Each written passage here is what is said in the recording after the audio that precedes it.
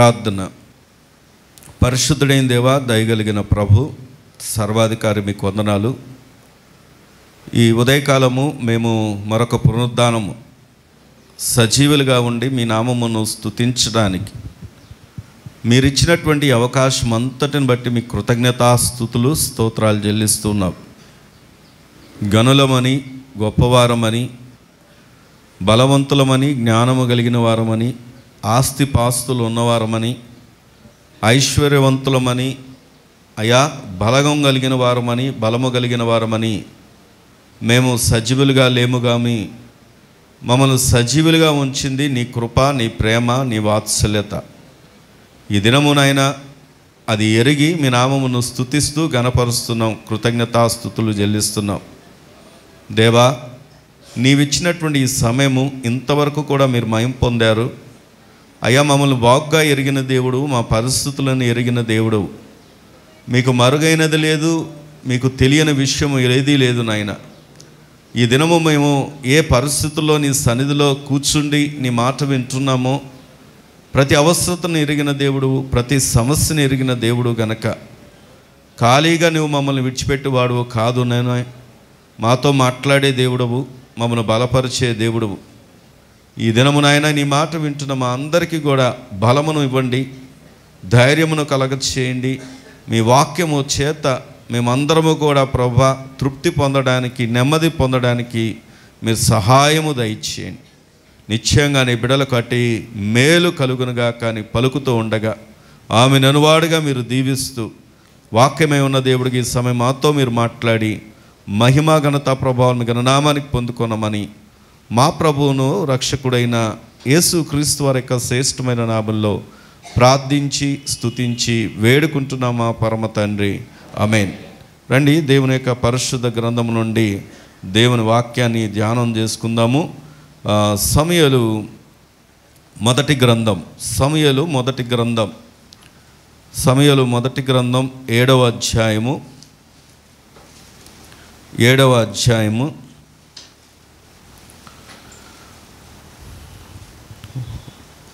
1-2 వచనాలు చదువుకుందాం. దాదాపుగా 12 వచనాలు చదవాలి, కానీ అవసరం మేరకు అక్కడక్కడ మనం చదువుకుంటాము. 1-2 వచనాలు చదువుకుందాం.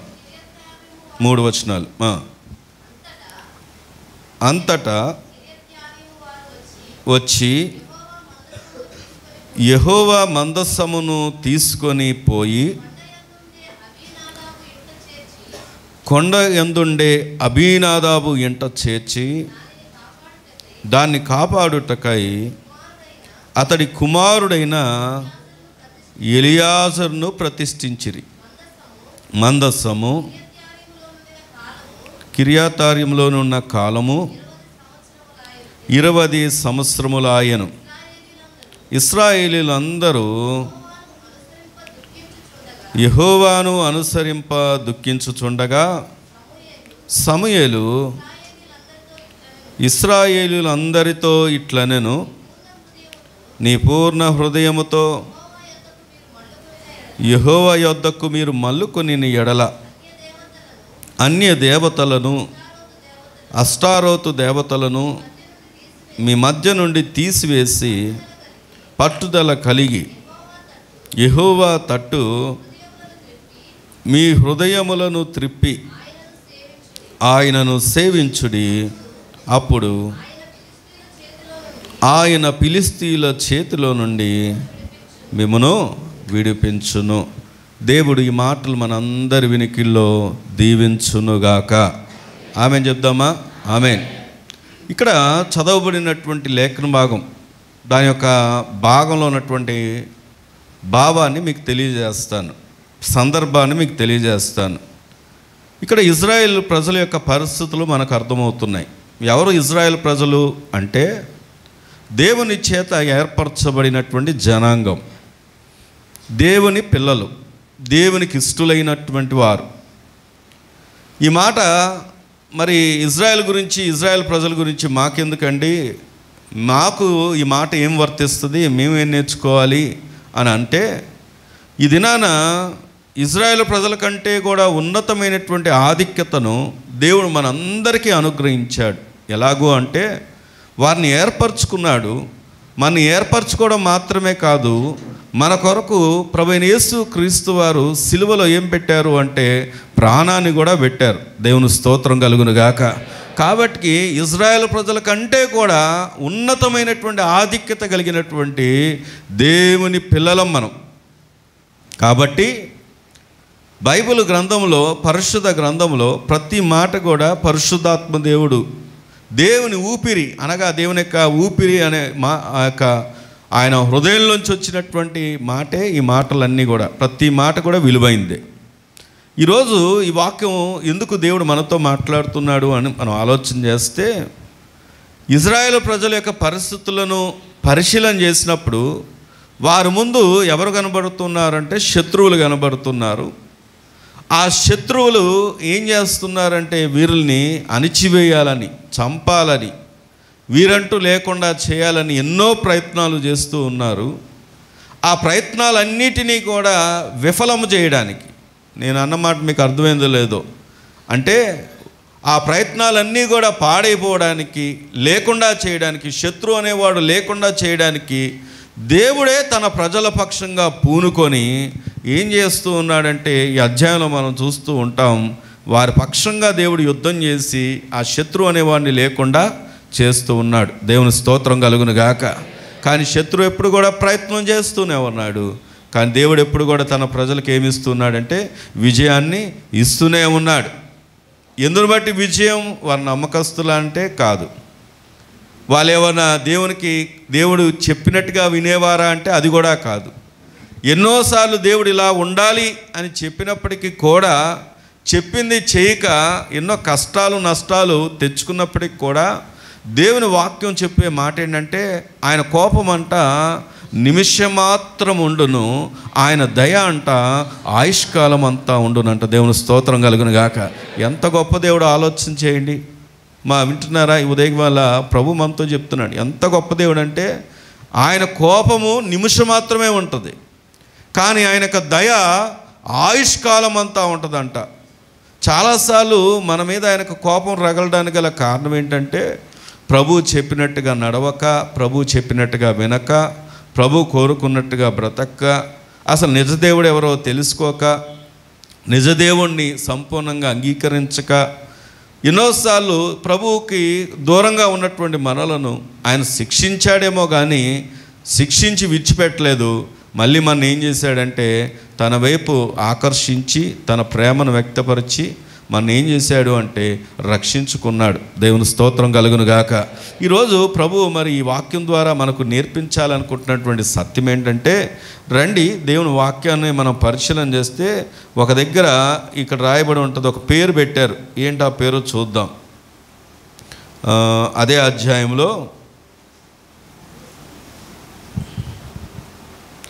12వ వచనం చదవండి.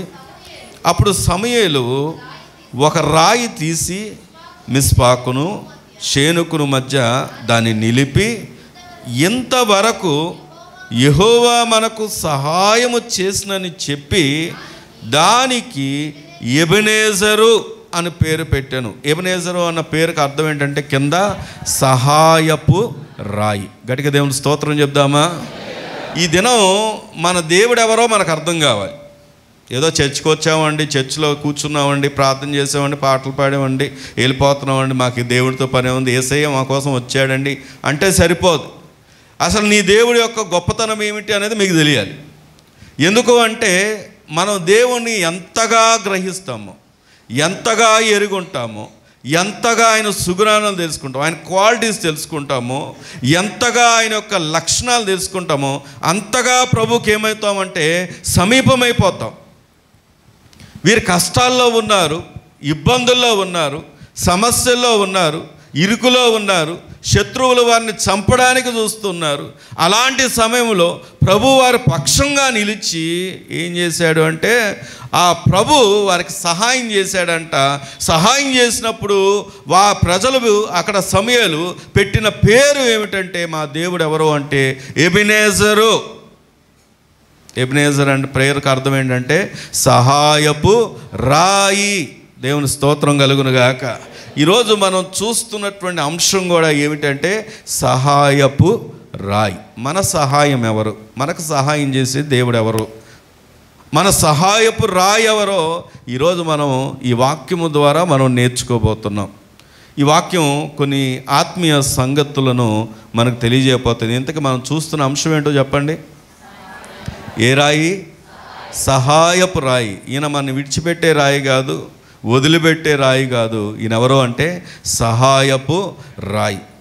ఒకసారి హడ్సన్ టైలర్ అనే ఒక గొప్ప దైవజనుడు, ఈయన ఎవరో అంటే మిషనరీ, చైనాకు సువార్తను అందించినవాడు. చైనా అంటేనే భయంకరమైనటువంటి ప్రాంతం, కమ్యూనిస్టు దేశం. అక్కడ సువార్త అందించాలంటే ప్రాణాలతో చెలగాటం.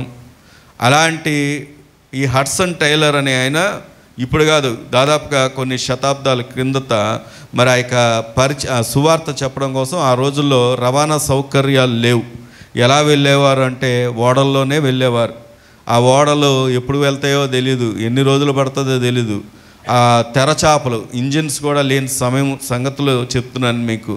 ఈ హడ్సన్ టైలర్ కొంతమందితో ప్రయాణం చేస్తున్నప్పుడు ఈ ఓడకి ఆ దినాల్లో ఏముండేదంటే తెరచాప ఉండేది. తెరచాప నేను కాకినాడ వెళ్ళినప్పుడు సరదాగా వెళ్ళడానికి నాతో పాటు ఎవరు వచ్చారు, మా అన్నయ్య ఇంకెవరో వచ్చారు.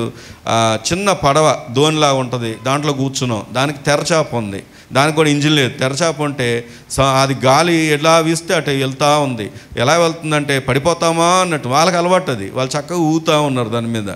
నాకేమో కొత్త కదా, నాకు చాలా భయం వేస్తుంది. ఎందుకంటే అది ఇలాగ బెండై మరి వెళ్తుంది అది. అయితే ఎందుకు ఈ విషయం చెప్తున్నా, ఆ రోజుల్లో ఆ ఓడకు కూడా ఏముందంటే తెరచాప ఉంది. ఆ గాలి వాటర్లో వెళ్తూ ఉన్నప్పుడు ఒక దగ్గరికి వెళ్ళేసరికి సడన్గా గాలి ఆగిపోయింది. గాలి ఆగిపోయి నిశ్శబ్దంగా ఉంది.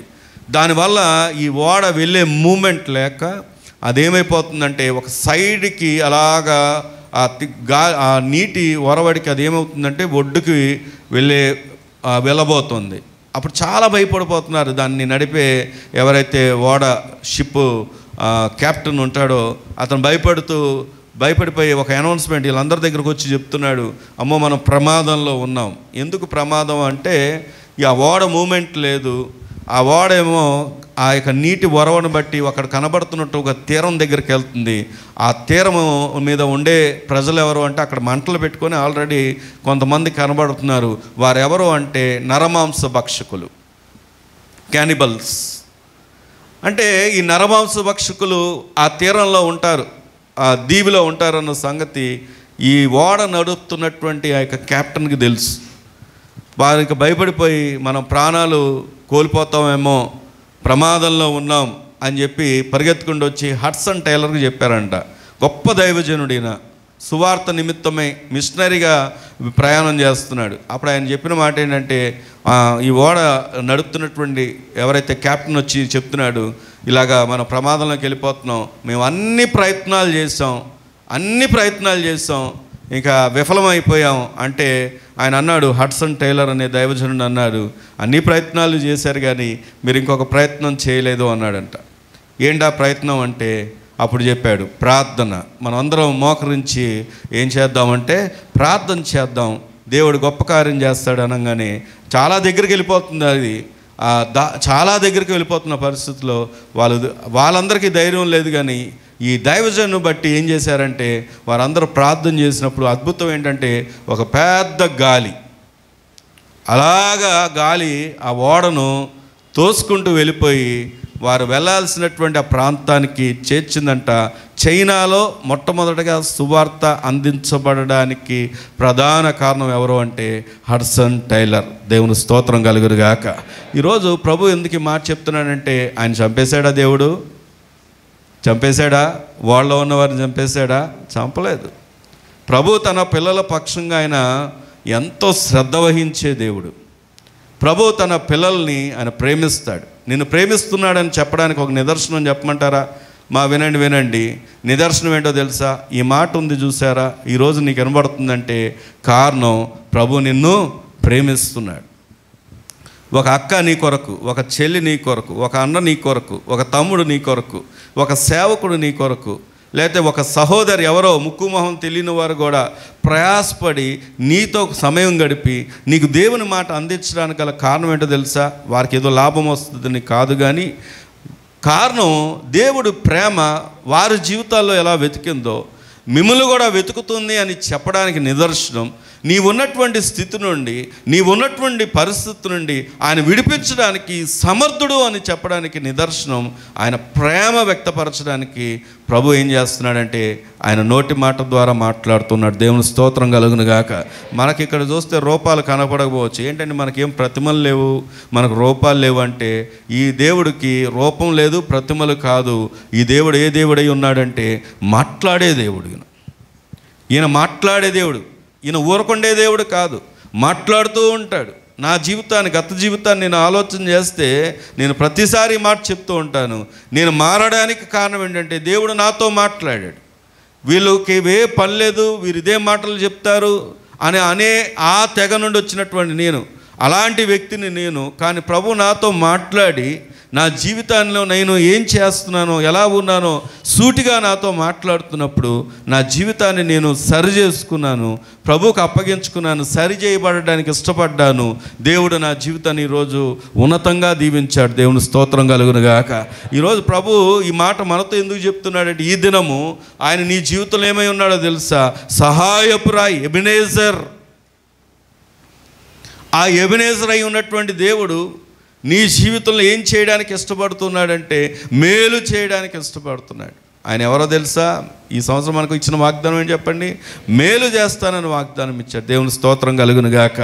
వాగ్దానం నిజంగా నెరవేర్చబడుతుంది తెలుసా? అంటే నిజంగానే మాట ఎందుకు ఉపయోగిస్తున్నానంటే ఆల్రెడీ చాలామందికి అమ్మగారికి ఒక ఆశ ఉంది. ఈ సంవత్సరం ఆ దేవుడు అందరి గర్భఫలాలు తెరిచి ఇక్కడ తీసుకొచ్చి బలిపీఠం మీద దగ్గర పెట్టి వీడియో తీయాలి, ఫోటో తీయాలి అనే ఆశ ఉంది. అప్పుడే ఇద్దరిని పెట్టేసాం మేము. ఏమండి, ఆల్రెడీ ఇద్దరిని పెట్టాం, ఇంకా వరుసగా ఉన్నారు. అంటే ఎందుకు ఈ విషయం చెప్తారంటే దేవుడు అలాగే ఎన్నో యాక్సిడెంట్లు, ప్రమాదాలు జరిగినా ఇంకా క్షేమంగా ఉండడానికి గల కారణం ఏంటంటే దేవుడు తన వాగ్దానాన్ని నెరవేరుస్తూ ఉన్నాడు. దేవుని స్తోత్రం కలుగును గాక.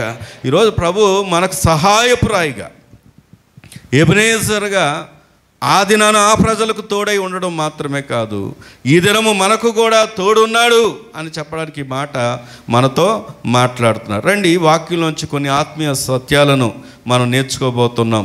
సహాయపురాయి అనే అంశాన్ని మనం చూస్తున్నాం. మొదటి వచనం 7వ అధ్యాయం, సమూయేలు మొదటి గ్రంథం 7వ అధ్యాయం మొదటి వచనం.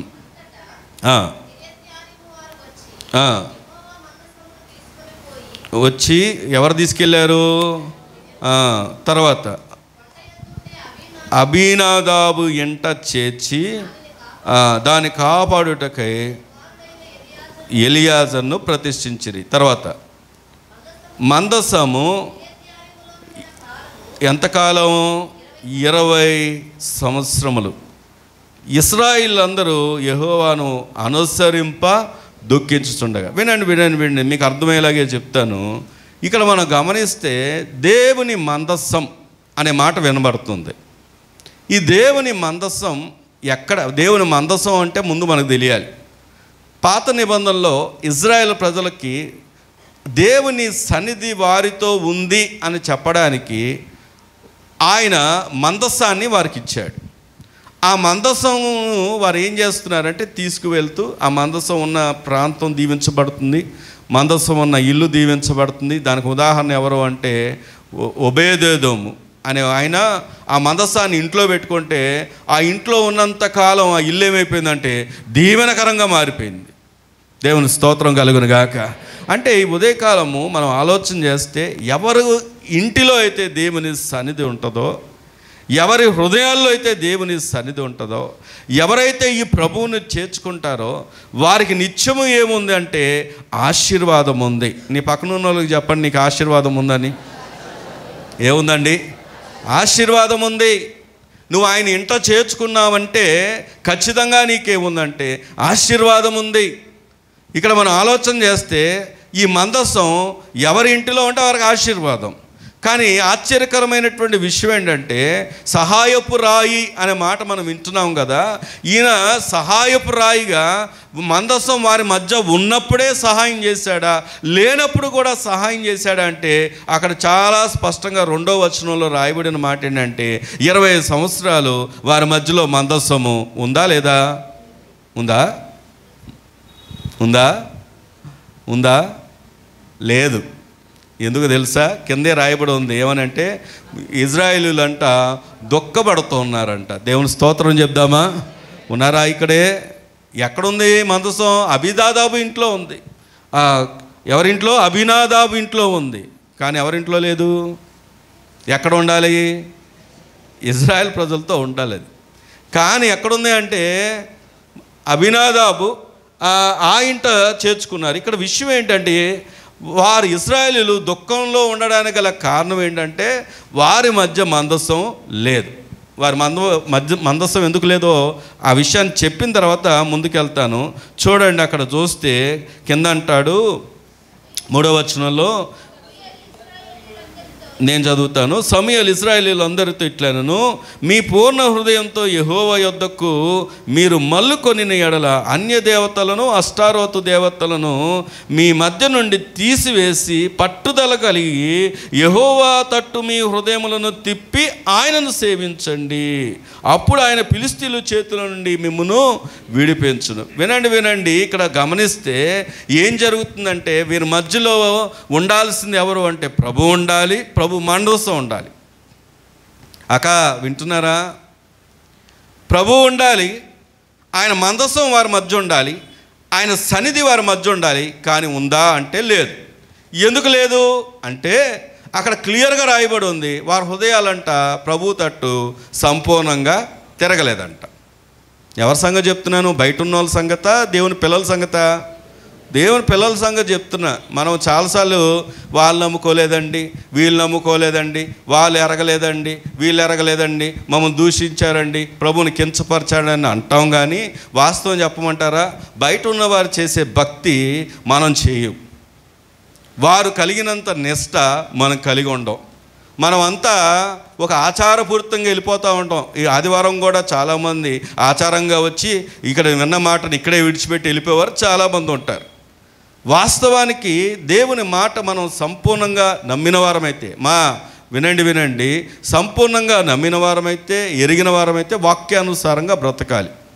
సరే, ఇక్కడ మనం గమనించినట్లయితే వారి మధ్య ఉండకపోవడానికి గల కారణం ఏంటి అంటే నీ హృదయంలో ఏముంది అంటే లోకం ఉంది, పాపం ఉంది. దేవుని వాక్యం చాలా స్పష్టంగా చెప్పే మాట ఏంటో తెలుసా? నీ దేహమే దేవుని యొక్క ఆలయం.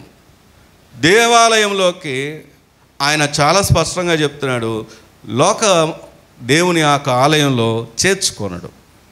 సరే, ఇక్కడ మళ్ళీ జ్ఞాపకం చేస్తే వీరికి ఆయన విడిచిపెట్టల. నేను ఇందాకే చెప్పాను, డిసిప్లిన్ చేస్తాడంతే దేవుడు. మనం కూడా మన పిల్లల్ని ఒక్కోసారి మార్కులు తక్కువ వచ్చాయనో, చెప్పిన మాట ఇంట్లోదనో ఏం చేస్తాం చెప్పండి? మనం ఏం చేస్తాం? డిసిప్లిన్ చేస్తాం, కొడతాము, తిడతాము. ఏమండి, అంత మాత్రాన వారంటే మన కక్ష, వారంటే ప్రేమ లేదా? కేవలం మరి వారిని ఎందుకు మనం డిసిప్లిన్ చేస్తాం, కొడతాం, తిడతాం, ఒక్కొక్కసారి అవసరమైతే చాలా గట్టిగా రియాక్ట్ అవుతాం. కానీ ఇదంతా ప్రేమ లేక చేసేదా, ప్రేమ ఉండి చేసేదా? ప్రేమ ఉండి చేసేది. దేవుని స్తోత్రం కలుగును గాక. ప్రభు కూడా మన ఏం చేస్తాడంటే కొన్నిసార్లు డిసిప్లిన్ చేస్తాడు. మన జీవితాల్లో ఉండాల్సింది లేనప్పుడు, మన హృదయాల్లో ఉండాల్సింది లేనప్పుడు, మన కుటుంబాల్లో ఉండాల్సింది లేనప్పుడు ఆయన ఏం చేస్తాడంటే డిసిప్లిన్ చేస్తాడు. సరే, ఇక్కడ గమనిస్తే దేవుడు ఒక అవకాశాన్ని ఇస్తున్నాడు. నేను ఎప్పుడు ఒక మాట జ్ఞాపకం చేస్తాను, మన ప్రభు ఎవరంటే the God of second chance. అంటే అర్థం ఏంటంటే ఆయన అవకాశాలని ఇచ్చే దేవుడు. దేవుని స్తోత్రం కలుగును గాక. ఒకవేళ ఆయన అవకాశం ఇవ్వకపోతే ఏం జరుగుతుందో తెలుసా? ఈరోజు మనం చూస్తామంటారా? ఈరోజు చూడడానికి అవకాశమే లేదు. కరోనా కాలంలో ఎందరో బలవంతులైన వారు వెళ్ళిపోయారు. కారణం ఏంటి? వారికి ధనం లేదా, లేకపోతే సామర్థ్యం లేక, బలగం లేక, ధనం లేక, అన్నీ ఉన్నాయి. కానీ దేవుడు అవకాశం ఇవ్వలేదు. ఎందుకు ఇవ్వలేదు అంటే వారు ఇంకా చాలు అనుకున్నాడు. కొంతమందిని దేవుడే అనుమతించాడు. ఈరోజు ప్రభు ఎందుకు ఈ విషయాన్ని చెప్తున్నాడు? దేవుడు మనం ప్రేమించి ఇంకా మనం సజీవులుగా ఉన్నామంటే కారణం దేవుడి యొక్క గొప్పతనం తప్ప మన గొప్పతనం ఎక్కడ కూడా లేదు. సరే, ఇక్కడ ఈరోజు ప్రభు ఈ వాక్యం ద్వారా మనతో ఏం చెప్పాలనుకుంటున్నాడు అంటే, వారి మధ్య ఆయన సన్నిధి లేదు, అయినప్పటికీ కూడా తన పిల్లల్ని మాత్రం ఆయన విడిచి పెట్టలేదు. దేవుని స్తోత్రం చెప్దామా? నీ పక్కన ఉన్న చెప్పండి, దేవుడు నిన్ను విడిచిపెట్టడని. దేవుడు విడిచిపెడతాడా? వారి మధ్య సన్నిధి ఉంటే దేవుడు ప్రేమించాడు అనుకోవడానికి వారి మధ్య ఆయన మందస్సం లేదు, అయినప్పటికీ ప్రేమించాడు. ఈ మాట ఎలా మనం అన్వయించుకోవచ్చు అంటే, నిజంగా ఇక్కడ కూర్చున్న వారిలో నాకు తెలిసి 98% లేదా 99% ప్రభువుని పుట్టుకతో ఎరిగిన వారు ఎవరు లేరు. అర్థమైందా నేను చెప్పిన మాట? పుట్టుకతో పుడుతూనే ప్రభువుని ఎరిగిన వారమండి, ప్రభు బిడ్డలమండి చెప్పబడేవారు ఎవ్వరు కూడా లేరు. ఎందుకంటే మనం అందరము కూడా అన్యులముగా ప్రభువుని ఎరగని వారముగా ఉన్నటువంటి వారమే. మన జీవితంలోకి ప్రభువు ప్రవేశించడానికి దేవుడు ద్వారాలు తెరిచి ఎవరి ద్వారానో సువార్త పంచబడి ఈరోజు ప్రభువుని ఎరిగే ఆ అనుభవాల్లోకి, ఆశీర్వాదాల్లోకి దేవుడు మనల్ని తీసుకుని వచ్చాడు. ప్రభువుని ఆరాధించే పిల్లలంగా మనల్ని చేశాడు. లేకపోతే మనం ఆయన ఎరిగామని మనల్ని ప్రేమించలేదు, కానీ ఆయన ఎరగకుండానే మనల్ని ప్రేమించి ఆయన ఎరిగేలాగున మనల్ని ఏర్పరచుకున్నాడు. దేవుని స్తోత్రం కలుగును గాక. కాబట్టి ఇక్కడ గమనిస్తే మనం విడిచిపెట్టే దేవుడు ఆయన విడిచిపెట్టే దేవుడా కాదు. విచారకరమైన విషయం ఒకటి చెప్పమంటారా? ఫారిన్ దేశంలో ఎన్నో ఇన్వెన్షన్స్ జరుగుతూ ఉంటాయి. ఇన్వెన్షన్స్ అంటే తెలుసా? డిస్కవరీ అంటే ఏమో ఉన్నదాన్ని వెతకడం. డిస్కవరీ ఛానల్ అని మనం చూస్తాం. ఏంటంటే ఉన్నదాన్ని వెతికేదాన్ని ఏమంటారంటే డిస్కవరీ అంటారు.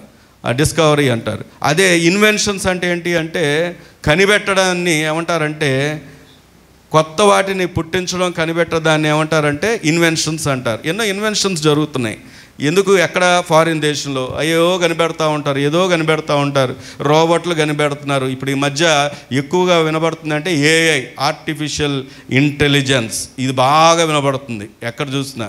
అంటే ఇక మనుషులతో పని లేకుండానే ఆఖరికి టీవీ న్యూస్ యాంకర్, ఒరిస్సాలోనో ఒక ఛానల్లో యాంకర్ ఎవరో అంటే వాళ్ళు 25 సంవత్సరాలు 50 సంవత్సరాలు, మొత్తానికి సంవత్సరాలు గుర్తులేదు, కానీ సిల్వర్ జూబ్లీకి అనుకుంటా వాళ్ళు ఏం చేశారంటే న్యూస్ రిపోర్టర్ ప్లేస్లో ఒక ఏఐ అంటే ఆర్టిఫిషియల్ ఇంటెలిజెన్స్తో ఒక అమ్మాయి రూపంలో మాట్లాడుతుంది న్యూస్ అంతా. అంటే అమ్మాయిలకు కూడా, అంటే మనుషులకు కూడా పని లేదు. ఇక అంతా ఎవరు చేస్తారంటే వాళ్ళే చేస్తారు, రోబోట్సే చేసేస్తారు. అలాంటివి వస్తున్నాయి. ఎంత ఇన్వెన్షన్స్ జరుగుతున్నాయంటే, మనిషి లేకుండా కారు వెళ్ళిపోతుంది, మనిషి లేకుండా ఫ్లైట్లు ఎగిరిపోతున్నాయి, మనిషి లేకుండా, అంటే ఇంకా మనిషితో పని లేకుండా చేయాల్సిన ఎన్నో వచ్చేస్తున్నాయి. అయితే విచారకరమైన విషయాన్ని ఎందుకు చెప్పాను అంటే, ఎలాగా సూసైడ్ చేసుకోవడానికి ఒక కొత్త మిషన్ కనిపెట్టారంట. ఎంత విచారకరమో చూడండి. టెక్నాలజీ సూసైడ్ చేసుకోవడానికి. ఏంటి సూసైడ్ చేసుకోవడానికి టెక్నాలజీ అంటే? దాంట్లోకి వెళ్ళి కూర్చోవడమేనంట. నవ్వుతూ చనిపోయిన విషయం కూడా తెలియకుండా చనిపోతాడంట. అంటే ఇప్పుడు నేను ఒక మాట ఎందుకు చెప్తున్నానంటే, ఒక జ్ఞానము బాగు చేసేదై ఉండాలా, పాడు చేసేదై ఉండాలా? మానవుడి యొక్క జీవితం, వారికి ఉన్న జ్ఞానం అలాంటిది. పాడైపోతున్నటువంటి స్థితి. నిన్నెవరూ బాగు చేయలేరు, నిన్నెవరూ సహాయపడలేరు, నీ ఆపత్కాలంలో ఎవరు నిలవలేరు. కానీ ప్రభు ఈ ఉదయకాలం తనను తాను పరిచయం చేసుకుంటూ చెప్తున్న మాట ఏంటంటే, ఆయన మనకు సహాయపు రాయి అయి ఉన్నాడు, మనకు సహాయం చేసే దేవుడై ఉన్నాడు. దేవుని స్తోత్రం చెప్దామా? ఆయన ఎవరో అంటే ఎబినేజర్. వారి మధ్య ఆయన సన్నిధి ఉందని ఆయన ప్రేమించలేదు, కానీ వారి మధ్య వారి యొక్క సన్నిధి లేకపోయినా ఆయన ప్రేమిస్తున్నాడు గనక వారి నుండి దేన్ని దూరం చేసుకోవాలో చెప్పి ఆయన వెతుకుతూ ఉన్నాడు, వెంబడిస్తూ ఉన్నాడు. చాలామంది పాపాన్ని విడిచిపెట్టడానికి ఇష్టపడరు. వారు హృదయంలో నింపబడిన మలినాన్ని తొలగించుకోవడానికి ఇష్టపడరు. వారి గృహాల్లో ఉన్నటువంటి పాపపు సంబంధమైన వాటిని తొలగించుకోవడానికి ఇష్టపడరు. అందుకే వారి యొక్క జీవితాల్లో నష్టం కలుగుతూ ఉండగా దేవుడు అలా నష్టంలో ఉంచడం వారిని చూడలేక ఆ నష్టకరమైనటువంటి జీవితం జీవించడం ప్రభువుకు ఇష్టం లేక అవకాశాలు కల్పిస్తూ దేవుని మాటను మన దాకా తీసుకొచ్చి పదే పదే ఆయన ఎందుకు జ్ఞాపకం చేస్తున్నాడంటే నువ్వు బాగుపడాలని, నీకు సహాయాన్ని దేవుడు ఇవ్వాలని ఇష్టపడుతున్నాడు. దేవుడు చేసే సహాయం ఎలాగుంటుందో ఒక మాట జ్ఞాపకం చేస్తాను. రండి, కీర్తనల గ్రంథం. దేవుడు చేసే సహాయం ఎలాగుంటుంది అంటే కీర్తనల గ్రంథం 145వ కీర్తన, 145వ కీర్తన 18వ వచనం చదవండి. తనకు మొరపెట్టు వారికి అందరికీ, ఆగండి, అందరికా కొందరుగా? వాక్యం చెప్తున్న మాట ఏంటంటే ఎవరైతే తనకు మొరపెడతారో వారు ఎవరైనా సరే, ఎలాంటి వారైనా సరే, వారందరికీ దేవుడు ఏమై ఉన్నాడో తెలుసా? చదవండి మాట. తనకు నిజముగా మొరపెట్టు వారందరికీ యెహోవా ఎలా ఉన్నాడు చెప్పండి? సమీపంగా ఉన్నాడు. దేవుని స్తోత్రం చెప్దామా? గట్టిగా చెప్దామా? ప్రభు మనతో చెప్తున్నటువంటి మాట ఇది. తనకు నిజముగా మొరపెట్టు వారందరికీ, తనకు మొరపెట్టు వారందరికీ, అందులో ఏ భేదము లేదు. యేసుక్రీస్తు వారి యొక్క గొప్పతనం ఏంటంటే ఆయన వాక్యం మనం ప్రేమిస్తున్న ప్రేమ ఎలాంటిది అంటే దేవుడు లోకమును ఎంతో ప్రేమించాను. దేని ప్రేమించాడు? లోకమును. లోకం అంటే శ్రీశ్రీ గారు ఒక మాట రాశారు. ఏమని రాశారంటే లోకం అంటే మట్టి కాదోయ్, లోకం అంటే మనుషులోయ్. అంటే ఇప్పుడు దేవుడు ఎవరిని ప్రేమించాడు? మనుషులందరినీ ప్రేమించాడు. తను నమ్మిన వారిని ప్రేమించాడా? కాదు, తను నమ్మని వారిని కూడా ప్రేమించాడు, తను ఎరగని వారిని కూడా ప్రేమించాడు. మునుపు మనం ఎవరమై ఉన్నామంటే దేవునికి దూరస్థులమై ఉన్నాం. నేను మా మిర్యాలగూడలో నేను చదువుకున్నాను 10th వరకు. అప్పుడు ఎంత కఠినంగా ఉండేవాళ్ళం అంటే మేము చాలా భయంకరంగా, ఎంతో భయంకరమైనటువంటి ప్రాంతంలో ఉన్నాను నేను అప్పుడు. మా ఇంటి చుట్టూ సరౌండింగ్స్ అన్నీ కళ్ళు గీసేవాళ్ళు, సారా అమ్మేవాళ్ళే, వాళ్ళ మధ్యలో ఉండేవాడిని. నా ఫ్రెండ్స్ కూడా వాళ్ళే, ఎప్పుడు డబ్బులు ఆటలే, ఎప్పుడు కల్లులు. అసలు చాలా కఠినమైనటువంటి ఆ ప్రాంతం నుండి వచ్చాను నేను. అనుకోకుండా వారి మధ్యలో మా నాన్నగారు ఏం చేశారంటే ఇల్లు కొనుక్కున్నారు. నేనేంటంటే అక్కడికి రాకముందు ఒక డాక్టర్ గారి ఇంట్లో రెంట్కు ఉండేవాళ్ళం. ఆ డాక్టర్ గారి ఇంట్లో చిన్నప్పుడు అప్పుడు చాలా బాగుండేవని, అసలు దేనికి దగ్గరికి వెళ్ళేవని కాదు. వాళ్ళ తర్వాత ఇల్లు కొనుక్కొని వాళ్ళ మధ్యలోకి వచ్చినప్పుడు అక్కడ ఏం జరిగింది అంటే ఆ యొక్క ఫ్రెండ్స్ ఆ సర్కిల్తో కలిసిపోయి ఆ డబ్బులు ఆటలు, ఇక దొంగతనాలకు కూడా, అది నాకు డబ్బులతో పని లేదు, ఒక హ్యాబిట్ లాగా ఏదో ఒక వాళ్ళతో ఏదో చేస్తే ఒక అడ్వెంచర్ లాగా వెళ్ళిపోతూ ఉండేవాడిని. అలాంటి భయంకరమైన పరిస్థితుల్లోంచి వచ్చిన నేను ఎప్పుడో చదువు ఆగిపోవాలి, కానీ దేవుడు మునుపు నేను దూరస్తుని, కానీ దేవుడి ప్రేమ ఎంత గొప్పది అంటే నా చదువు ఆగిపోలేదు, ప్రభువుని తెలుసుకునే కృపనిచ్చాడు, ఈరోజు ప్రభువుని ప్రకటించే గొప్ప భాగ్యమునిచ్చాడు.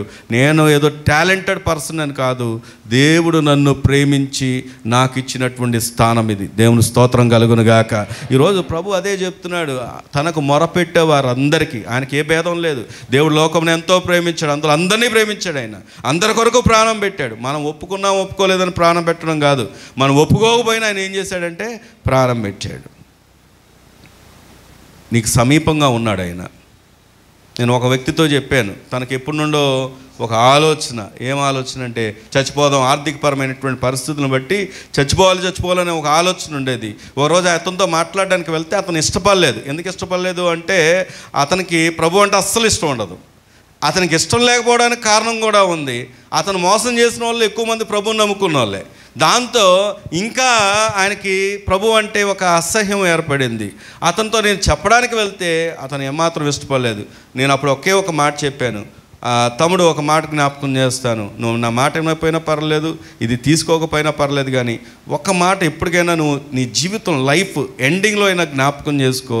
అదేంటంటే నువ్వు ప్రభు నిన్ను ప్రేమిస్తున్నాడు, ప్రభు నిన్ను ప్రేమిస్తున్నాడు. ఎందుకు ఈ మాట చెప్తున్నానంటే చివరి క్షణంలో నా పని అయిపోయింది, నా వల్ల కాదు, నేనేం లేదు, ఇక నా జీవితం అయిపోయింది అనే సమయంలో అయినా నువ్వు ప్రభువుని జ్ఞాపకం చేసుకో, ప్రభు నీ పక్షంగా ఉంటాడు, నిన్ను లేవనెత్తుతాడని చెప్పాను. దేవుడు ఈరోజు ఆ వ్యక్తిని అద్భుతంగా నిలబెట్టుకున్నాడు, క్షేమంగా ఉన్నాడు. దేవుని స్తోత్రం కలుగును గాక. దేవుడు పరిస్థితులన్నిటిని చక్కదిద్దాడు, పరిస్థితులన్నిటిని మార్చివేశాడు. మనం ఏం చేస్తామంటే కనులకు కనబడుతున్నది చూస్తాం, కానీ దేవుడు ఏం చేస్తాడంటే నీ భవిష్యత్తును కూడా ఎరిగినవాడు ఆయన, నీ పరిస్థితులన్నీ ఎరిగినవాడు ఆయన, నీ పక్షంగా ఉన్నవాడు ఆయన, నీకు తోడే ఉన్నవాడు ఆయన, నీ ప్రార్థన వినడానికి సమీపంగా ఉన్నవాడు ఆయన. అందుకే అదే కీర్తనలో రాయబడి ఉంటుంది చూడండి, లేకపోతే ఈ మాట చదువుదాం చూడండి. దినవృత్తాంతాల 2వ గ్రంథం, దినవృత్తాంతాల 2వ గ్రంథం 15వ అధ్యాయం 2వ వచనం చదవండి. దినవృత్తాంతాల 2వ గ్రంథం 15వ అధ్యాయం 2వ వచనం. ఆస, యూదావారులారా, బెన్యామీనులారా, మీరందరూ నా మాట వినండి. మీరు యెహోవా పక్షపు వారైన ఎడల ఆయన మీ పక్షంగా నుండును. మీరు ఆయన యొద్ద విచారణ చేసిన ఎడల ఆయన మీకు ప్రత్యక్షమగును. మీరు ఆయనను విసర్జించిన ఎడల ఆయన మిమ్మును విసర్జించును. దేవుని స్తోత్రం కలుగును గాక. యూదావారులారా, బెన్యామీనులారా, మీరందరూ నా మాట వినండి అని ప్రకటన చేస్తున్నాడు ఆస. ఎందుకని? దేవుడు నీ పక్షంగా ఉండడానికి ఇష్టపడుతున్నాడు. మీరు ఇప్పుడు ఎవరి పక్షంగా రావాలి అంటే ఆయన పక్షంగా రండి. ఉన్నారా ఇక్కడే? ఏమండి, కొంతమందిలో ఎలా ఉంటుంది అంటే అటు ఉంటారు, ఇటు ఉంటారు.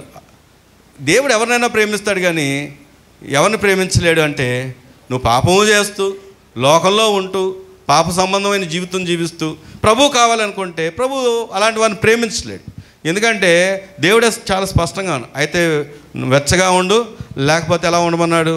చల్లగా ఉండు. నులివెచ్చని స్థితి వద్దు. భక్తి ఉంటే ఖచ్చితంగా ఏముండాలి అంటే భయం ఉండాలి, దేవుని అందలి భయం ఉండాలి, పరిశుద్ధత ఉండాలి. ఇక్కడ మనం గమనిస్తే ఆయన పిలుస్తున్నాడు, దేవుడు నీ పక్షంగా ఉంటాడు, దేవుడు నీ పక్షంగా విజయాన్ని ఇస్తాడు. దేవుని స్తోత్రం కలుగును గాక. కాబట్టి ఈరోజు మనం నేర్చుకునే మొట్టమొదటి సత్యం ఏంటంటే ఆయన మనకు సహాయపు రాయి. ఎప్పుడు సహాయపు రాయి అంటే ప్రభువును నువ్వు ఎరగకపోయినా, ప్రభు దగ్గర నువ్వు రాలేకపోయినా నేటి వరకు కూడా ఆయన నీకు ఏమై ఉన్నాడు తెలుసా? సహాయపు రాయిగానే ఉన్నాడు. దేవుని స్తోత్రం కలుగును గాక. రెండవదిగా చూస్తే మళ్ళీ మనం ఆలోచన చేసినప్పుడు ఆయన ఏమై ఉన్నాడు అంటే సహాయపు రాయి. ఎప్పుడు సహాయపు రాయి అంటే మళ్ళీ మనం ఇందాక చదువుకున్నటువంటి సమూయేలు గ్రంథంలోకి వస్తే రండి. సమూయేలు గ్రంథం 7వ అధ్యాయం, ఇందాక చదువుకున్న మొదటి సమూయేలు గ్రంథం 7వ అధ్యాయము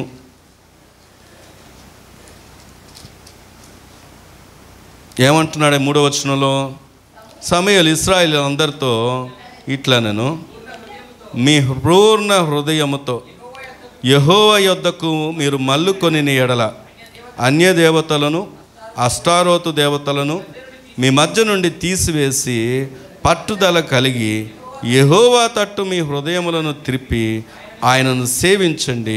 అప్పుడు ఆయన ఫిలిష్తీయుల చేతిలో నుండి మిమ్మును విడిపించును. దేవుని స్తోత్రం చెప్దామా? గట్టిగా చెప్దామా?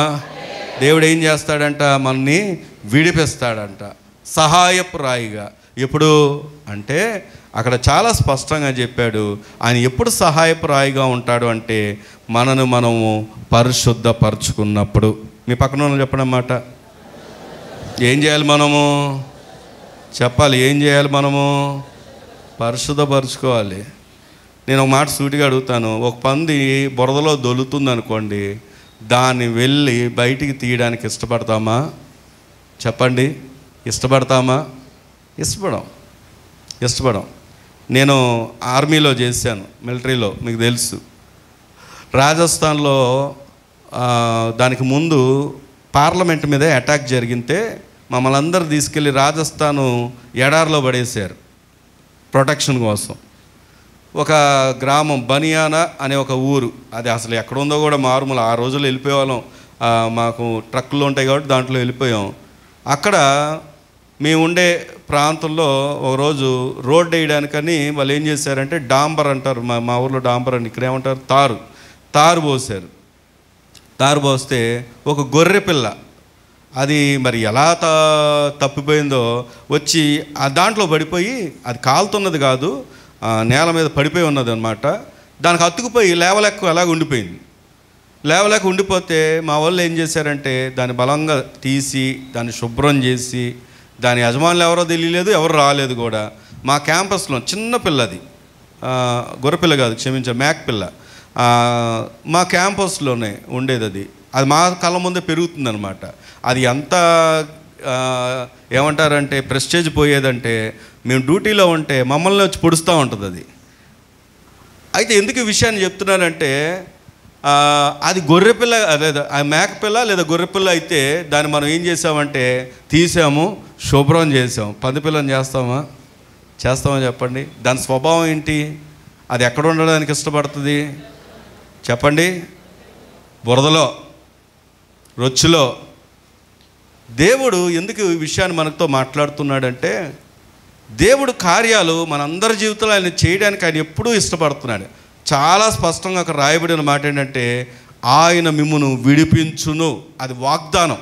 దేవుని స్తోత్రం చెప్దామా? నీ ప్రతి పరిస్థితి నుండి ఆయన ఏం చేయగలడు? విడిపించగలడు. నువ్వు చాలా గౌరవంగా ఉండాలని కోరుకుంటావు, మర్యాదకరంగా ఉండాలని కోరుకుంటావు, ఉన్నత స్థితిలో ఉండాలని కోరుకుంటావు, మంచి కెరియర్లో ఉండాలని కోరుకుంటావు, మంచి ఆశీర్వాదకరంగా ఉండాలని కోరుకుంటావు, దీవెనకరంగా ఉండాలని కోరుకుంటావు, నీ కుటుంబంతో ఆనందించాలని కోరుకుంటావు, సంతోషంగా ఉండాలని కోరుకుంటావు, నీకు కావలసిన సమస్తం పొందుకోవాలని కోరుకుంటావు. దేవుడు ఇవ్వడానికైనా ఇవ్వగలిగినటువంటి సామర్థ్యం కలిగిన వాడు, శక్తి కలిగిన వాడు కూడా.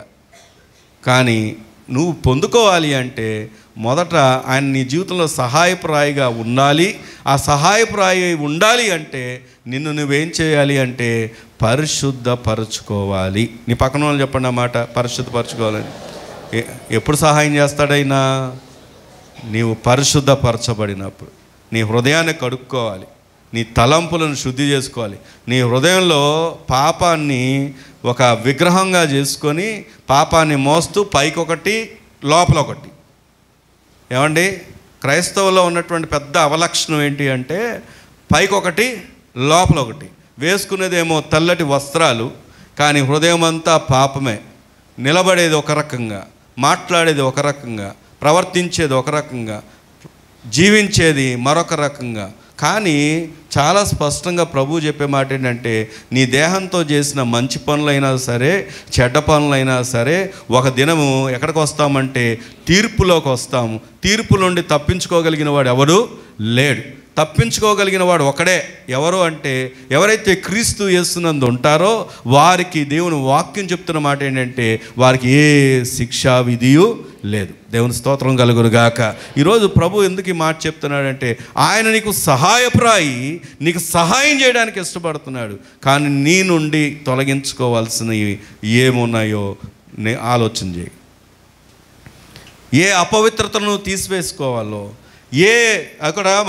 అక్కడ అష్టారోతు దేవతలు అంటే ఆ రోజుల్లో అక్కడ దేవతలు దేవుళ్ళు అనేవారు ఉన్నారు. వారిని తొలగించమని వారితో చెప్తున్నాడు. మనదాకా వస్తే మనలో ఉన్నటువంటి పాపము, మనలో ఉన్నటువంటి లోకము మనం ఏం చేయాలంటే తొలగించుకోవాలి, అపవిత్రతను తీసివేసుకోవాలి. అప్పుడే దేవుడు ఏం చేస్తాడంటే తన కార్యాన్ని జరిగిస్తాడు. అందుకే దేవుని వాక్యాన్ని మనం పరిశీలన చేస్తే రండి, కొరింథీలు రెండవ పత్రిక 7వ అధ్యాయం. కొరింథీ 2వ పత్రిక 7వ అధ్యాయము 11వ వచనాన్ని చదువుకుందాం. మీరు దేవుని చిత్త ప్రకారం పొందిన ఈ దుఃఖము, ఇట్టి జాగ్రత్తను, ఎట్టి దోష నివారణకైనా ప్రతివాదమును, ఎట్టి ఆగ్రహమును, ఎట్టి భయమును, ఎట్టి అభిలాషను, నేను చదువుతాను, ఎట్టి ఆసక్తిని, ఎట్టి ప్రతిదండను మీలో పుట్టించునో చూడుడి. ఆ కార్యము గురించి సమస్త విషయంలో మీరు ఏమై ఉండాలి అంటే నిర్దోషులై ఉండారని రుజువుపరచుకొంటిరి. మీ పక్కన ఉన్న వాళ్ళు చెప్పండి, నువ్వు దేవుని దృష్టిలో నిర్దోషిగా ఉండాలని. ఎవరి దృష్టిలో? మనుషుల దృష్టిలో అందరు నిర్దోషులే. ఏమండి, మన కంట్లో పెద్ద పెద్ద దూలాలు ఉంటాయి. దేవుని వాక్యం చెప్పే మాట ఏంటంటే, మీ కంట్లో దూలాన్ని తీసుకొని అప్పుడు ఎదుటివాడి కంట్లో ఏం తీయాలంట? నలుసుని తీయాలంట. మనం ఏం చేస్తామంటే మన కంట్లో ఉన్న దూలం మనకు కనపడదు, కానీ ఎంతసేపు కూడా ఎదుటివారి కంట్లో ఏం చూస్తామంటే నలుసే మనకు పెద్దగా కనపడుతుంది. కానీ బైబిల్ చెప్తున్న మాట ఏంటంటే చాలా స్పష్టంగా చెప్తున్నాడు, మీరు నిర్దోషులని రుజువుపరుచుకోవాలి. ఎవరి దగ్గర? ఎవరు వాదిస్తారు మన పక్షంగా? ఏ లాయర్ ఉంటాడు చెప్పండి, ఏ జడ్జి ఉంటాడు చెప్పండి, ఏ సుప్రీంకోర్టు న్యాయవాది వస్తే మన పక్షంగా నిలబడతారు చెప్పండి. ప్రభుతో వాదించగలిగిన వారు, అయ్యా నేను నిర్దోషిని అని చెప్పగలిగిన వారు ఎవరు ఉన్నారా? మన పక్షంగా నిలబడగలిగిన వారు ఉన్నారా? లేరు. మన పక్షంగా నిలబడగలిగిన ఏకైక సామర్థ్యం ప్రభు అయిన యేసుక్రీస్తు వారికి మాత్రమే ఉంది. కారణం ఏంటంటే ఆయనలో ఏ పాపం లేకపోయినా మానవాళి కొరకు ఆయన ఏం చేశాడంటే ప్రాణం పెట్టాడు. దేవుని స్తోత్రం కలుగును గాక. మన పాపాలన్నీ ఆయన మీద వేసుకొని ఆయన ఏం చేశాడంటే మనని విడిపించాడు, పాపము నుండి విమోచించాడు. మనకున్న ఏకైక ఆధారం ఎవరు అంటే ప్రభు అయిన యేసుక్రీస్తు వారే.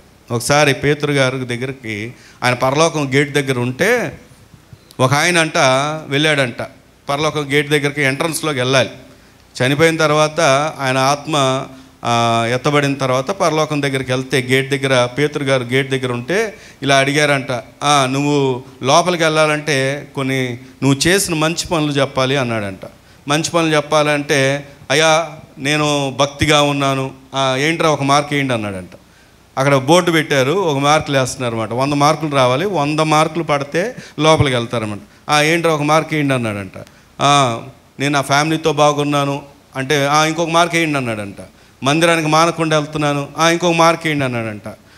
మందిరంలో కానుకలు ఇచ్చేవాడిని, ఇంకో మార్క్ వేయండి అన్నాడంట.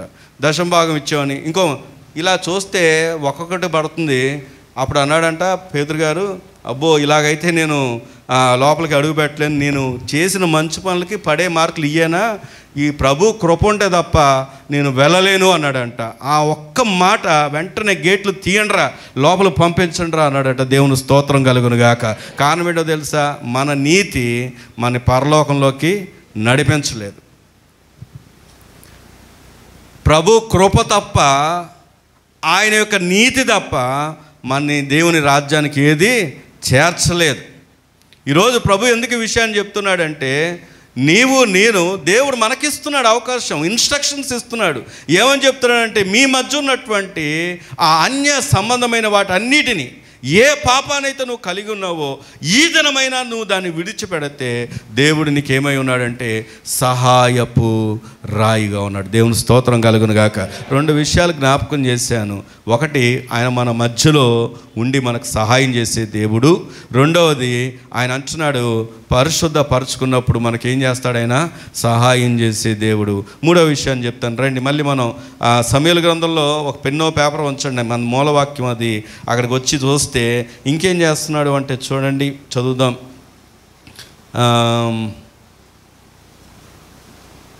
సమూయేలు గ్రంథం 7వ వచనం చదువుదామా? ఇశ్రాయేలు మిస్పాలో కూడి ఉన్నారని ఫిలిష్తీయులు వినినప్పుడు ఫిలిష్తీయుల సర్దారులు ఇశ్రాయేలు మీదకి వచ్చిరి. ఈ సంగతి ఇశ్రాయేలీయులు విని ఫిలిష్తీయులకు భయపడి, మన దేవుడైన యెహోవా ఫిలిష్తీయుల చేతిలో నుండి మనను రక్షించున్నట్లుగా మా కొరకు ఆయన ప్రార్థన చేయడం మానవద్దని సమూయేలు వద్ద మనవి చేసిరి. దేవుని స్తోత్రం చెప్దాం. హల్లెలూయా. ఇక్కడ మనం గమనించితే ఇక్కడ మరొక సత్యమును మనం నేర్చుకుంటున్నాం. మన దేవుడు ఎవరు చెప్పండి? ఈ మాట పదే పదే, మన దేవుడు ఎవరు? గోడకి మనం ఏం కొడతామంటే మేక్ కొడతాం, ఏదన్నా తగిలించాలన్నప్పుడు. దెబ్బ అక్కడోసారి కొట్టామనుకోండి, మేకేమవుద్ది? వంగిపోద్ది. ఇప్పుడు అలా ఉంది మీ పరిస్థితి. ఏమండి, నేను సహాయపు రాయి అనే ఒక మేక్ కొడుతున్నాం. మనం దాన్ని ఏం చేస్తున్నాం అంటే అది మన జీవితంలో బలంగా ఉండడానికి ఏమేమి చేయాలో నేర్చుకుంటున్నాం. ఒకటి, ప్రభు మన మధ్యలో ఉండాలని. రెండవది, మనం పరిశుద్ధపరుచుకోవాలని. మూడోది ఏమిటి అంటే అక్కడ గమనిస్తే దేవుడు ఎప్పుడు సహాయపు రాయిగా ఉన్నాడంటే మనం భయపడినప్పుడు. పక్కన మనం చెప్పండి అన్నమాట, మనకి ఎప్పుడు చెప్పండి ఆయన సహాయపు రాయి? మనము భయపడినప్పుడు. ఇక్కడ 2 రకాల భయాలు ఉన్నాయి. ఒకటి, ఇక్కడ ఇశ్రాయేల్ ప్రజలు ఎవరికి భయపడుతున్నారు చెప్పాలి? ఫిలిష్తీయులకు భయపడుతున్నారు, శత్రువులకు భయపడుతున్నారు. సహజంగా మనం అందరం ఎవరమైనా సరే మనకు శ్రమ వచ్చినప్పుడు దేనికి భయపడతామంటే శ్రమకు భయపడతాం. రేపేమవుద్దో, ఏం జరగబోతుందో, నా కుటుంబం ఏంటో, నా పరిస్థితి ఏంటో, నా బిడ్డలేంటో, నా ఆర్థిక పరిస్థితి ఏంటో, నా సమస్యలు ఏంటో, దీని నుండి నేను గట్టిన అవ్వగలనా లేదా అని చాలామంది ఏం చేస్తారంటే భయపడుతూ ఉంటారు. ఎంత విచారకరమంటే సామర్లకోటలో మీకు చాలాసార్లు చెప్పాను ఈ విషయం. ఏమనంటే సామర్లకోటలో లీడింగ్ డాక్టర్ అంట. కరోనా టైంలో ఆయన కొన్ని కోట్లు సంపాదిస్తున్నటువంటి డాక్టర్, అంత మంచి ఫేమస్ డాక్టర్. తన కుమారుడు ఎక్కడో బెంగళూరులో ఉంటే, ఆల్రెడీ ఒక కుమారుడు ఇంట్లో ఉన్నాడు, భార్య ఉంది, మంచి లీడింగు, కంటిన్యూగా ఓపీ భయంకరమైన మంచి లీడింగ్లో ఉన్నటువంటి డాక్టర్ అయిన కుమారుడికి ఫోన్ చేశాడంట, నువ్వు కూడా రా ఇంటికి అని. ఆ కుమారుడు వచ్చేలోపే కొద్దిగా లేట్ అయింది. ఈలోపు ఏం చేశాడంటే డాక్టరు, తన వైఫ్, తన పెద్ద కుమారుడిని వీరు ముగ్గురు కలిసి సూసైడ్ చేసుకొని చచ్చిపోయారు.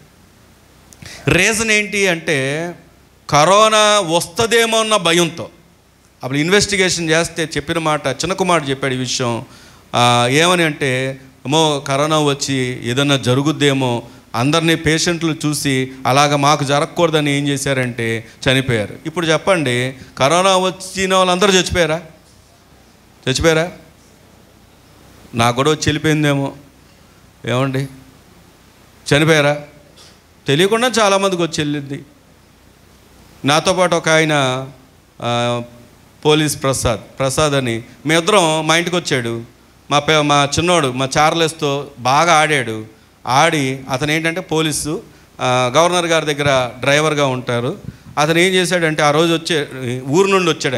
ఆయన లోపలికి వెళ్ళాలన్నా మళ్ళీ బయటికి రావాలన్నా కరోనా టెస్ట్ జరిగిన తర్వాత లోపల పంపిస్తారు క్యాంపస్లోకి. వచ్చాడు, మా చిన్నోడితో ఆడాడు, మా ఇంట్లో తిరిగాడు, భోజనం చేశాడు. తర్వాత మేమిద్దరం కూడా ఎవరో సెంటినీ హాస్పిటల్లో బాగోలేదు ఎవరికో అంటే, సరే తమ్ముడు రా ఇల్లు పలకరించొద్దామని కరోనా టైంలోనే ఇదంతా వెళ్ళామన్నమాట. డ్రైవింగ్ ఆయనే చేశాడు. అంతా అయిపోయింది, కార్ పార్కింగ్ చేసాం. లోపలికి వెళ్ళబోతుంటే ఆయన ఫోన్ మోగింది, మెసేజ్ వచ్చింది. మెసేజ్ వస్తే మెసేజ్ చూస్తూనే మనవాడికి మొహం అంతా చెమటలు గారిపోతున్నాయి, మొత్తం అప్పటికప్పుడు మొత్తం చెమటలు గారిపోతున్నాయి. ఏమైంది తమ్ముడు అంటే, అన్న నన్ను దూరంగా ఉన్నాను అంటున్నాడు. ఏమైంది అంటే చెప్పాడు. అప్పుడు అన్న నాకు కరోనా వచ్చిందంట, మెసేజ్ వచ్చిందన్న అన్నాడు. అప్పటిదాకా ఇప్పుడు తెలిసిన తర్వాత దూరంగా ఉంటున్నాడు. అప్పటిదాకా ఎక్కడున్నాం? ఇద్దరం కలిసే ఉన్నాం. మావాడితోనే ఆడాడు, ముద్దులు పెట్టుకున్నాడు మా చిన్నవాడిని, అంతా మా ఇంట్లోనే తిరిగాడు. కరోనా వచ్చిందంట అన్న అన్నాడు. ఎందుకు ఈ విషయం చెప్తానంటే, వాస్తవానికి ఏం జరిగిందంటే ఆ మెసేజ్ రాంగ్ మెసేజ్. ఏమండి, అది రాంగ్ మెసేజ్. సరే, వాస్తవానికి ఎవరిని ఎలా తాకిందో తెలియదు. ఈరోజు ఎందుకు విషయం చెప్తున్నా అంటే, ఒక వ్యక్తి పతనం అవ్వడానికి కారణం, ఒక కుటుంబం కొలాప్స్ అవ్వడానికి కారణం ఏంటంటే భయం. కానీ దేవుని వాక్యం చెప్తున్న మాట ఏంటంటే, నువ్వు భయపడొద్దు, దేవుడు నీకేమై ఉన్నాడంటే తోడై ఉన్నాడు. దేవుని స్తోత్రం కలుగును గాక. కారణం ఏంటంటే, యుద్ధం చేసేది ఎవరు? దేవుడే. నీ పక్షంగా నిలబడేది ఎవరు అంటే దేవుడే.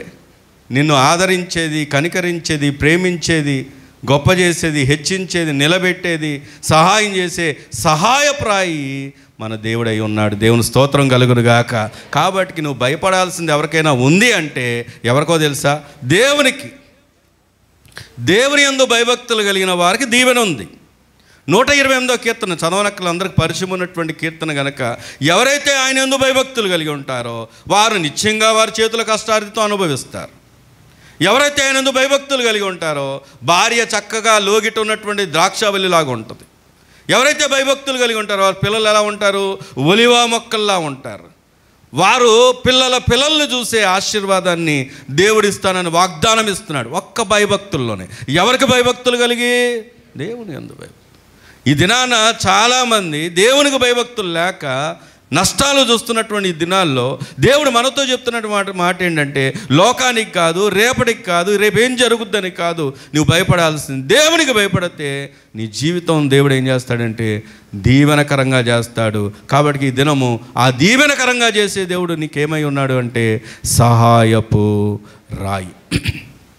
సమయం మించిపోతుంది కనుక 3 విషయాలు జ్ఞాపకం చేశాను. మన మధ్యలో ఉండి మనకు సహాయం చేసే దేవుడు. రెండవది పరిశుద్ధపరచబడినప్పుడు మనకు సహాయం చేసే దేవుడు. మూడవది, భయపడినప్పుడు, లోకానికి కాదు ఎవరికి, దేవునికి భయపడినప్పుడు మనకి ఏం చేస్తాడైనా సహాయం చేసే దేవుడు. నాలుగో మాట చెప్పి ముగిస్తాను. రండి, నాలుగో మాట ఎక్కడ ఉంది అంటే అక్కడే మనం గమనిస్తే సమూయేలు మొదటి గ్రంథం 7వ అధ్యాయం 9వ వచనం చదవండి. సమూయేలు పాలు విడవని ఒక గొర్రె పిల్లను తెచ్చి యెహోవాకు సర్వాంగ బలిగా అర్పించి ఇశ్రాయేలీయుల పక్షమున యెహోవాను ప్రార్థన చేయగా యెహోవా అతని ప్రార్థన చెప్పండి అంగీకరించెను. దేవుని స్తోత్రం చెప్దామా? గట్టిగా చెప్దామా? ప్రార్థన చేసినప్పుడు ఆయన సహాయం చేసే సహాయపు రాయి. నీ పక్కన చెప్పండి, ప్రార్థన చేయమని. ప్రార్థన చేయి, ఖచ్చితంగా దేవుడికి ఏం చేస్తాడు? సహాయం చేస్తాడు. నువ్వు ప్రార్థన చేయి. కొంతమంది ప్రార్థన చేయమంటే అమ్మో వాళ్ళకిలాగా చేయలేమండి, పాస్టర్ గారిలాగా చేయలేమండి, పాస్టమ్ గారిలాగా చేయలేమండి, ఎలా చేయాలో రాదండి. నేను మాట సూటిగా అడుగుతాను, మీ పిల్లలు, మీ ఇంట్లో చిన్న చిన్న పిల్లలు, వాళ్ళు ఒక మంచి లాంగ్వేజ్ నేర్చుకొని మా డాడీని మా మమ్మీని ఇంప్రెస్ చేసి ఎలాగైనా కొట్టేద్దాం అన్నట్టుగా వాళ్ళు వచ్చి మంచి మాటల సరళతో మాట్లాడతారా? వచ్చిరాని మాటలే మాట్లాడతారా? చెప్పాలి. వచ్చిరాని మాటలే, ఆ మాటలే మనకు ముద్దుగా ఉంటాయి. కావాలని అడిగి మరీ చెప్పించుకుంటాం. కొంతమందికి రా పలకదు. ఏమండి? రా పలకపోతే ఆ మాటే పలికించుకొని వాళ్ళని ఇంకా వాళ్ళని కన్ఫ్యూజ్ చేసే మాటలు జ్ఞాపకం చేసి ఎర్రలారి అను తెల్లలారి అని చెప్పేసి ఏం చేస్తాం మనం? కన్ఫ్యూజ్ చేసి మరి వాళ్ళతో మాట్లాడించుకొని ముద్దుగా మాటలు వింటామా? ఎందుకంటే మనం ప్రేమ, వాళ్ళ యొక్క మాట మనకు ముద్దుగా అనిపిస్తుంది. అవునా కాదా? అంతేగాని మాటల వల్లిక, ఏమండి, సరళంగా గ్రాంధికంగా మాట్లాడితేనే దేవుడు వింటాడని ఏం లేదు. ఒక్కొక్కరికి ఒక్కొక్క టాలెంట్ ఇస్తాడు. అందరికి ఒకలాగే ఎవరు. అమ్మగారు గంటల తరబడి ప్రార్థన చేస్తారు. నేను ఒక్కోసారి 2ంటికి లేసాను అనుకో, అమ్మగారు ప్రార్థన చేస్తూ ఉంటారు. 3ంటికి లేసారనుకో, అమ్మగారు ప్రార్థన చేస్తూ ఉంటారు. 4ంటికి లేసాను అనుకో, అమ్మగారు ప్రార్థన. నేను అప్పుడప్పుడు అనుకుంటాను, ఇంత ప్రార్థన ఎలా చేయగలుగుతారు వీళ్ళు అని నేను అనుకుంటూ ఉంటాను. ఎందుకు ఈ విషయం చెప్తున్నానంటే, దేవుడు ఆమెకి ఇచ్చినటువంటి తలాంత్ అది. నేను కూడా అచ్చంగా అలాగే ఉండాలనుకుంటే నేను ఉండలేను. దేవుడు నాకో తలాంత్ ఇస్తాడు, నీకొక తలాంత్ ఇస్తాడు, నిన్నొకలాగా వాడుకుంటాడు, నిన్నొకలాగా నిలబెట్టుకుంటాడు. ఒక్కొక్కరికి ఒక్కొక్క తలాంతునిచ్చి ఒక్కొక్కరు నిలబడి నడిపించగలుగుతారు. కొంతమంది వెనక నుండి పని చేయగలుగుతారు, కొంతమంది అసలు వారు ప్రార్థన చేయగలుగుతారు, కొంతమంది సహకరించగలుగుతారు, సువార్త చెప్పగలుగుతారు. ఒక్కొక్కరికి ఒక్కొక్క టాలెంట్ ఉంటుంది. బాలకలాగే ఉండాలని కోరుకోక్కర్లేదు. కాంపిటీషన్ మంచిదే, కానీ ఇక్కడ ముఖ్యంగా మనం నేర్చుకోవాల్సింది ఏంటంటే, దేవునికి మనం ఏం చేయాలి అంటే ప్రార్థన చేయాలి. ప్రార్థన చేసామా పరిస్థితులు ఏమవుతాయో తెలుసా? పరిస్థితులన్నిటినీ దేవుడు మార్చగలిగిన దేవుడు. దేవుని స్తోత్రం కలుగును గాక. అందుకే కీర్తనలో ఒక మాట ఉంది, 6వ కీర్తన 9వ వచనం. 6వ కీర్తన 9వ వచనం. యెహోవా నా విన్నపము ఆలకించి ఉన్నాడు, యెహోవా నా ప్రార్థన అంగీకరించును. ఎవరు ఆలకిస్తారు చెప్పండి? ఒకవేళ ఎవ్వరు మన మాట వినడానికి ఇష్టపడకపోయినా, ఎవ్వరు మన మాట ఆలకించడానికి ఇష్టపడకపోయినా, వాక్యం మనతో చెప్తున్న మాట ఏంటంటే, దేవుడు మన ప్రార్థన వింటాడు, దేవుడు మన ప్రార్థనను ఆలకిస్తాడు. అక్కడ అదే కీర్తన కొద్దిగా ముందుకెళ్తే 18వ కీర్తనలో 6వ వచనం చదువుదాం చూడండి. 18వ కీర్తన. నా శ్రమలో నేను యెహోవాకు మొరపెట్టి తిని, నా దేవునికి ప్రార్థన చేసి తిని, ఆయన తన ఆలయములో ఆలకించి నా ప్రార్థన అంగీకరించెను, నా మొర ఆయన సన్నిధిని చేరి ఆయన చెవులో జొచ్చాను. గట్టిగా దేవుని స్తోత్రం చెప్దామా? ఏమండి, శ్రమలో మొరపెడితే కూడా దేవుడు అంట ప్రార్థన ఆలకిస్తాడు. నేను ఒక మాట చెప్పనా, లోకంలో మనందరం మన కష్టాల్లో ఉన్నామని తెలిస్తే ఎవరు మన దగ్గర రావడానికి ఇష్టపడరు. ఎందుకు అంటే వీళ్ళకి ఫోన్ చేస్తే ఏం అప్పు అడుగుతారో, ఏ సహాయం అడుగుతారో, ఎందుకు వచ్చిందిలే కానీ వీళ్ళకి దూరంగా ఉండడం మంచిదని, మా ఫోన్ అండి సైలెంట్లో ఉందండి అంటారు, మా ఫోన్ అండి అదండి అంటారు, ఇదండి అంటారు. ఎందుకంటే ఆ టైంకి నేను ఎక్కడో బిజీగా ఉన్నానండి, మన తర్వాత చేద్దాం అనుకుని చేయలేకపోయాను. నేను కూడా చెప్పుంటాను, దయచేసి ఎందుకు ఈ మాట చెప్తున్నానంటే, ఈ మాట ఆలోచన చేస్తే ఇది మానవ రీతి, కానీ దేవుడు అలా కాదు. నీ శ్రమలో నువ్వు మొరపెడితే నీ శ్రమలో ఆయన నీ ప్రార్థన ఆలకిస్తాడంట. ఆయన చెవులు జొచ్చుతున్నాయంటే అర్థమేంటో తెలుసా? అంత శ్రద్ధ వహించి నీ ప్రార్థన ఆయన వింటున్నాడు. దేవుని స్తోత్రం చెప్దామా? ఎప్పుడు సహాయప్రాయో తెలుసా? వింటున్నారా? ఎప్పుడు ఆయన నీకు సహాయప్రాయో తెలుసా?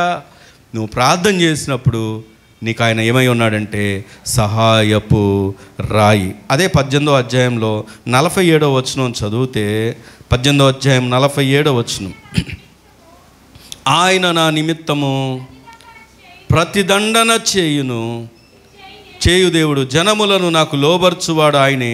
ఆయన నా శత్రువుల చేతిలో నుండి నన్ను విడిపించును. నా మీదకు లేచు వారి అందరికంటే ఎత్తుగా నీవు నన్ను హెచ్చించి ఉన్నావు. బలాత్కారము చేయు మనుషుల చేతిలో నుండి నీవు నన్ను ఏంటంట విడిపించుదు. గట్టిగా దేవుని స్తోత్రం చెప్దామా? చివరి మాట ఏంటంటే ఆయన సహాయపు రాయి. ఎలాంటి సహాయపు రాయి అంటే నీ శత్రువులు అనిచ్చే విషయంలో ఆయన సహాయపు రాయి. నీ పక్కన వాళ్ళు చెప్పండి, శత్రువులు అనిచ్చే విషయంలోని. శత్రువు అంటే మీ పక్కింటి వాళ్ళు పెట్టుకోకండి, ఏమండి? మీ గొడవలైన వాళ్ళు పెట్టుకోకండి. మన ప్రధాన శత్రువు ఎవరంటే సాతాను. అలాగే ఏ సమస్య నీకు శత్రువుగా ఉందో దేవుడు అంటున్నాడు, ఆ శత్రువుని అంట ఆయన ఏం చేస్తాడంట? అణిచి వేస్తాడంట. దేవుని స్తోత్రం చెప్దామా? నేను అక్కడ చూపించను కానీ సమూయేలు గ్రంథంలో ఇందాక చదువుకున్న భాగంలో అసలు శత్రువులను ఎలా అణిచాడో తెలుసా? వారి మీదకి ఏం కురిపించాడంట?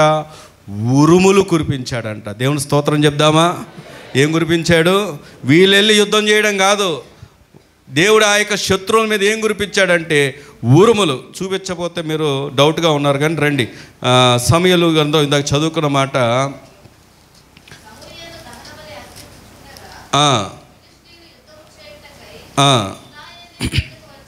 వచ్చిరి. అయితే యెహోవా దినమున ఫిలిష్తీయుల మీద నిండుగా ఉరుములు ఉరిమించి, దేవుని స్తోత్రం చెప్దామా? గట్టిగా చెప్దామా? ఇంతకీ యుద్ధం ఎవరు చేశారు? దేవుడే. ఉరుములు కురిపించి. ఆ మధ్యకాలంలో రాజశేఖర రెడ్డి గారు ఉన్నప్పుడు, మరి చంద్రబాబు నాయుడు గారు ఉన్నప్పుడు గుర్తులేదు కానీ మేఘమదనం అని ఒక కాన్సెప్ట్ చేశారు. ఎందుకంటే వర్షాలు పట్టలేదని చెప్పి హెలికాప్టర్లో తీసుకెళ్ళి ఆ మేఘాలని చల్లబరుస్తే వర్షాలు పడతాయి అన్నటువంటి ప్రయోగాలు చేశారు. కానీ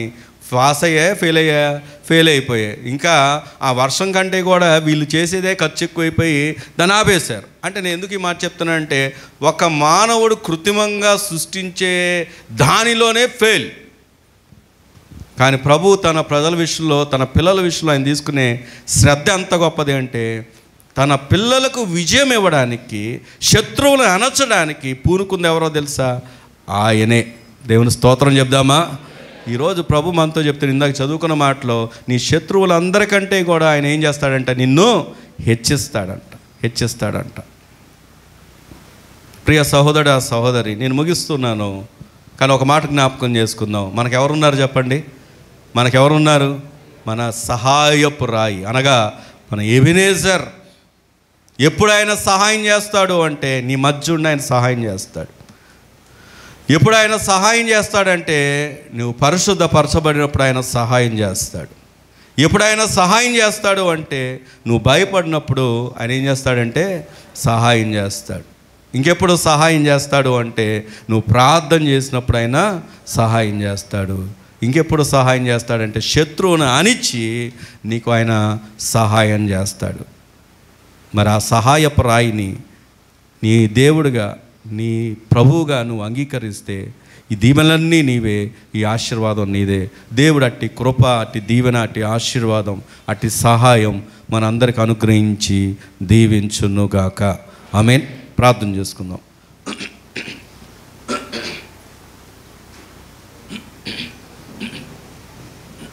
నిన్ను విడిపించాలని, నీకు నెమ్మదివ్వాలని, నిన్ను స్వస్థపరచాలని ప్రభు నీకు సహాయం చేయాలని మాట్లాడుతున్నారు.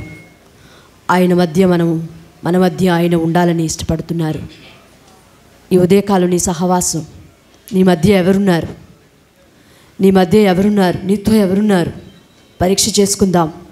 దేవునికి అయిష్టమైనది ఏదైనా ఉందా? దేవునికి ఇష్టం లేని వారి మధ్య ఉన్నావా? నీ దేవుని సన్నిధి నీతో ఉంటే నీకు తప్పకుండా సహాయం ఉంది. దేవుని సన్నిధిలో నిన్ను నీవు పరిశుద్ధపరచుకుంటే నీకు సహాయం దొరుకుతుంది. దేవుని వైపు తిరిగితే మన ఆపదల్లో, మన శ్రమల్లో, మనకు కలుగుతున్న ఇబ్బందులలో ఆయన యొక్క సన్నిధిలో ప్రార్థన చేస్తే మనకు సహాయం ఉంది. నీకు సహాయం ఉంది. నీకు సహాయం లేదని దిగులు పడద్దు.